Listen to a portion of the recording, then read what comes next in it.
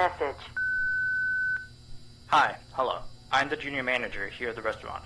I'm supposed to walk you through the job as our new security guard. From your resume, I can tell that you're already a well-experienced guard. But, it's protocol, so I have to walk you through the basics anyway. So, let's get started. We have security cameras all around the restaurant, and if you bring up the camera panel, you'll be able to view the feed from each camera by pressing the camera buttons on the minimap. Now, our lights are always off during the night, obviously because it'd be a waste of power to leave them on all night. So to actually see something on the cameras, you can activate the camera system's night vision. What is this place? You activate night vision by clicking on the button of whatever camera you're currently using. So for example, say you want to see what's on camera 1.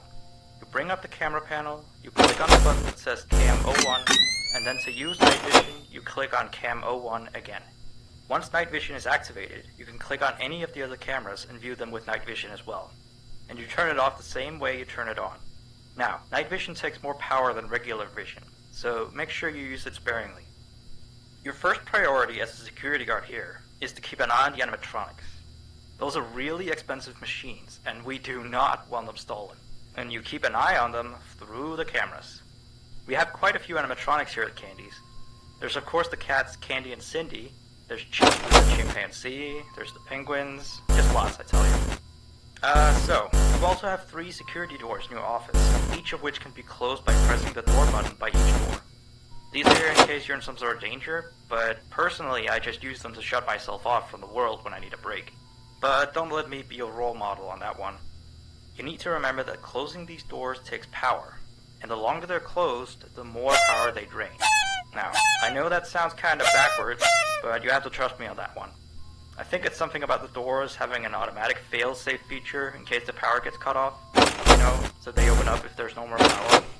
All I know for sure is that they do use more and more power the longer they're closed, so you don't want to keep them closed for too long at a time. Now, the reason I keep mentioning the power is because the restaurant uses a backup power generator at night, which only has a certain amount of juice in it. So anything from viewing the cameras to using the security doors takes power. You can see how much power you have left on the computer on the desk in front of you. Try not to run out of power. If you do though, you won't be stuck in the office since the doors will always open up anyway. Oh, and one last thing. The animatronics aren't completely turned off at night, so they might start walking around a bit.